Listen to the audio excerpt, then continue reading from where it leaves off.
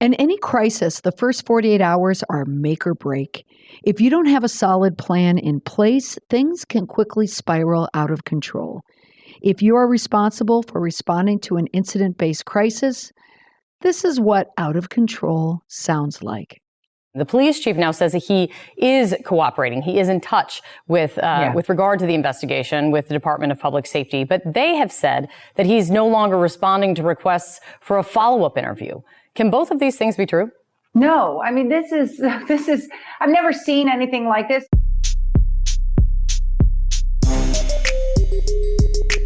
Welcome to the Indestructible PR podcast, where we use current events and tested media and PR strategies to help prevent or manage a crisis and build an indestructible reputation. A reputation hanging in the balance is Pedro Pete Arredondo, the embattled Uvalde school police chief, who's reported to have led a flawed law enforcement response to the recent school shooting and has remained out of the public eye since, until he showed up on CNN. This is how bad planning looks in an incident-based crisis. So on the podcast, how not to become the next Pete Arredondo. Dodging media questions on camera is a bad look for anyone, crisis expert or not. Everyone is not at risk of being chased down by a reporter or a producer looking for a response to a story that has the country and the world captivated. But stories that capture the attention of the press drive eyeballs to news sites, and those stories are in hot demand. And those types of stories can happen anywhere. They can be national, they can be local. But if eyeballs are going to a website, going to a news site, it's going to be hot. And CNN is now that hot news outlet because they had their Mike Wallace ambush moment. Here's a Gen X boomer check. Mike Wallace, one of the original correspondents for the CBS 60 Minutes, father to Chris Wallace, formerly at Fox News, CNN Plus, and now works for CNN, full circle. No one wants to be connected to a news headline that reads, "Narratives and blame shift again as dysfunction engulfs shooting probe." That was according to the Texas Tribune. They reported that the Texas Department of Public Safety said a local police chief had stopped cooperating and also walked back a statement that a teacher had propped open a door used by the shooter to enter the school.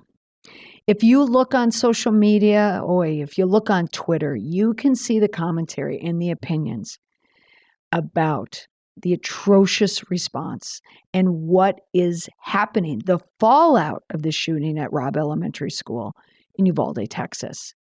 If you want to feel confident in your crisis response, for any crisis, you need a plan.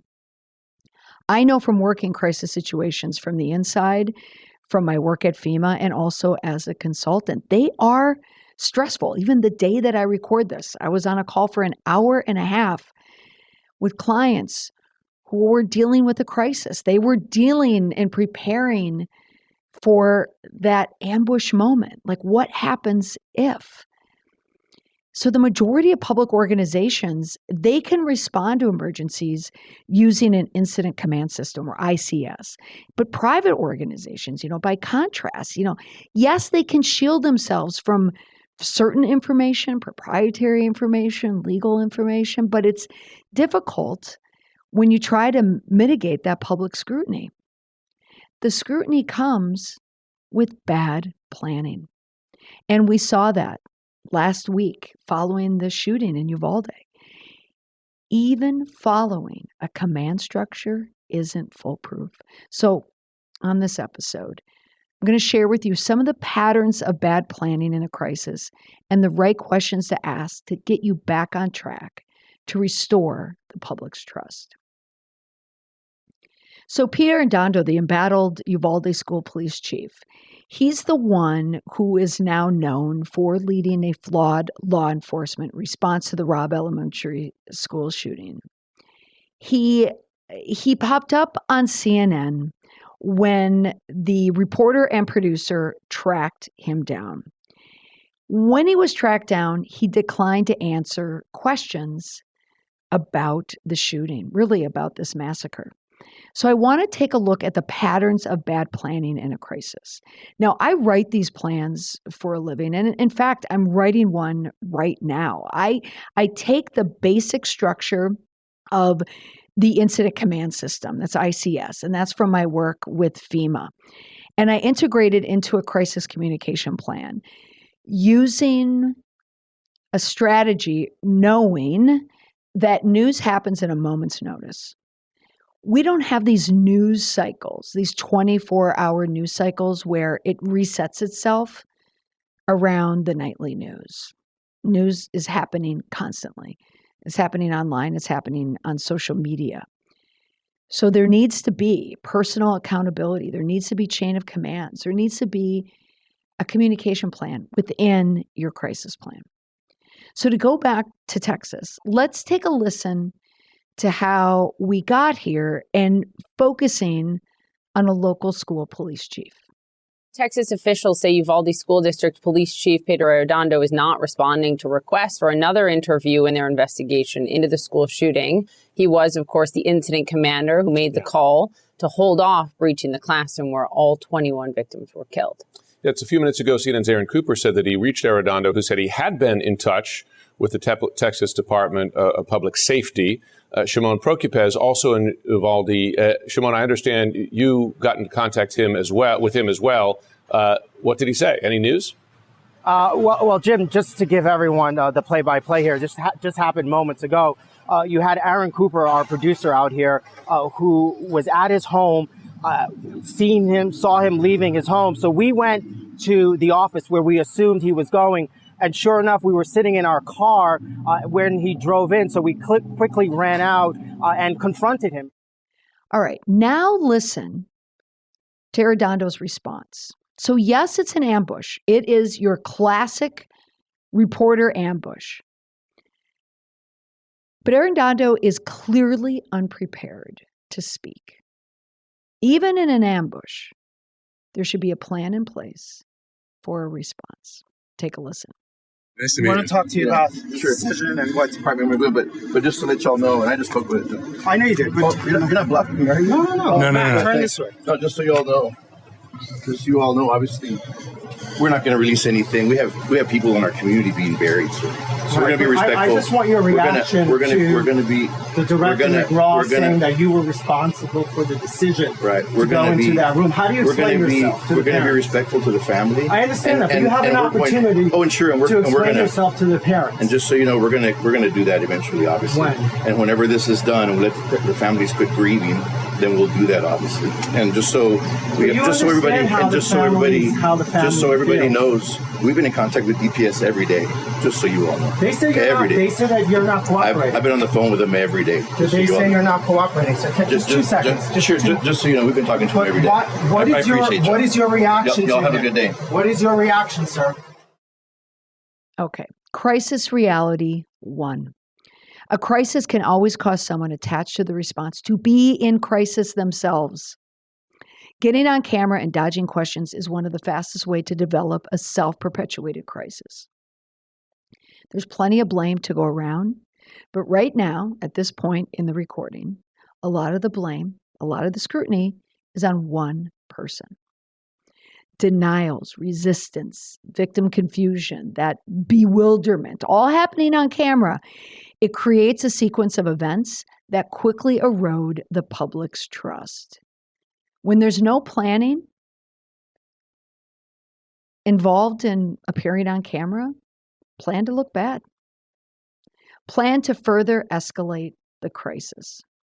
Crisis reality 2. Clumping can lead to a crisis. So if you've been following the events happening in Uvalde, think of all of the photo ops. Think of all of the pressers, the video you've been watching. They all involve just a group of men on stage. They're either yelling at Beto O'Rourke to get the hell out of the press conference, or they're answering questions that lead to more questions. In the days after the massacre at Robb Elementary School, officials with the Texas Department of Public Safety gave a press conference, and they said a shooter encountered a police officer employed by the school district before charging through a back door. But then there were conflicting accounts about whether the officer fired at that gunman. And then the DPS director, Steve McCraw, he did a press conference, and I distinctly remember watching it when he walked up to the microphone.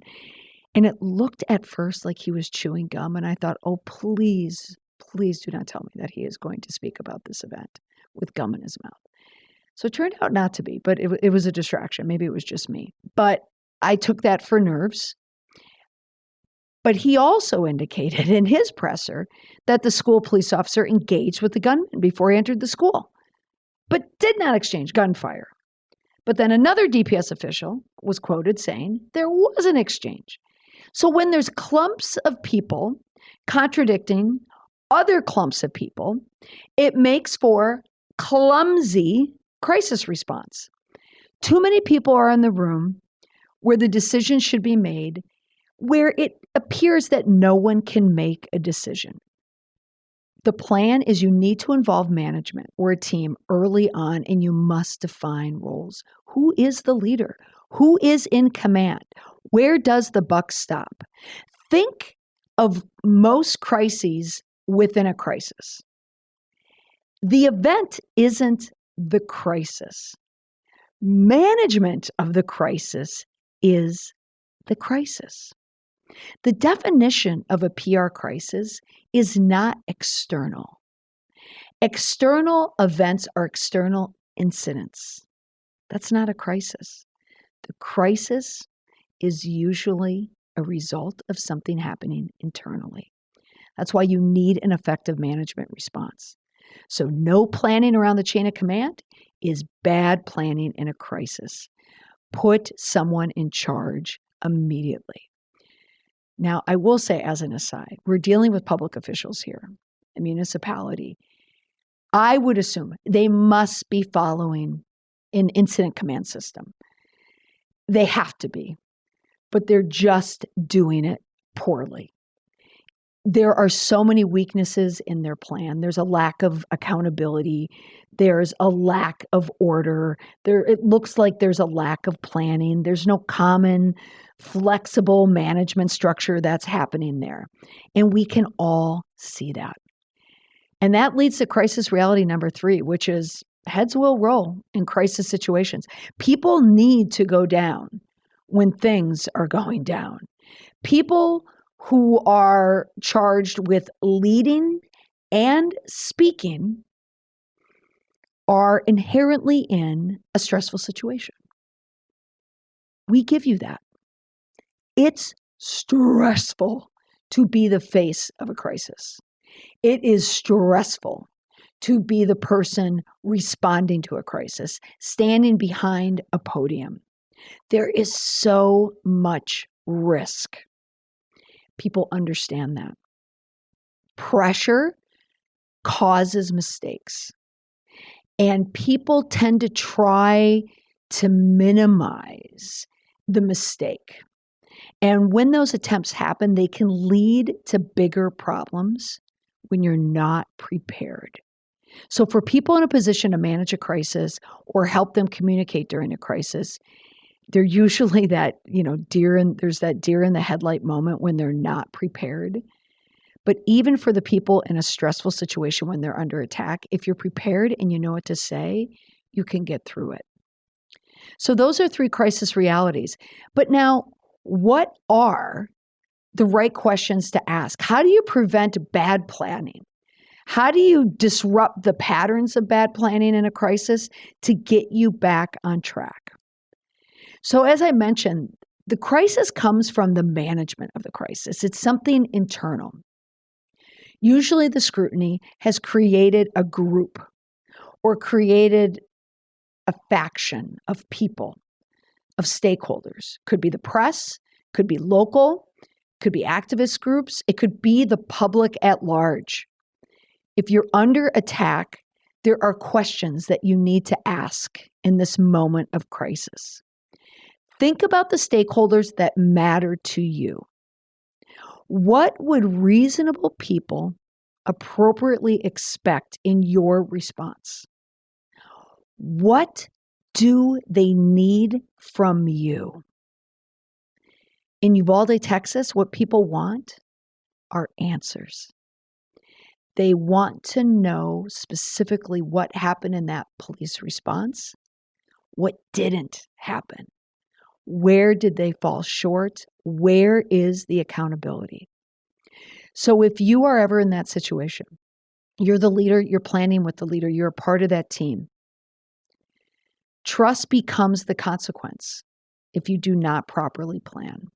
So the questions to ask: did we fulfill a promise? Did we do what we were expected to do? Were expectations met? And did we do both of those things while showing our values? Because our values help you with those promises, those plans, and help you with those expectations. You need to map out these expectations, these promises. If you're lacking, your trust will plummet with your stakeholders. And when stakeholders feel betrayed, they strike. And they do that by asking questions. They ask them loudly, and they ask them very publicly. So if you're in that situation, or you know you're headed into that situation, the questions that leaders often ask themselves in the middle of a crisis, it's the ones they lose sleep over, is wondering, like, why are they under attack? Why don't people like us? Why are they acting this way? Why do they do this to me? And how did we get them to do this to me? Arredondo was asking that question. Why does everybody hate me right now? If you can't ask that question, if you can't answer it, you can't lead. You can't lead. So in every podcast, I add an indestructible tip. This is the leave behind tip that helps you strengthen your reputation, especially now in a crisis. Beware of the 48-hour window. That is the time between the event and that crisis trigger. You have 2 full days of a news cycle. Again, not just a nightly news hit. We're talking about every moment, every hour of the day.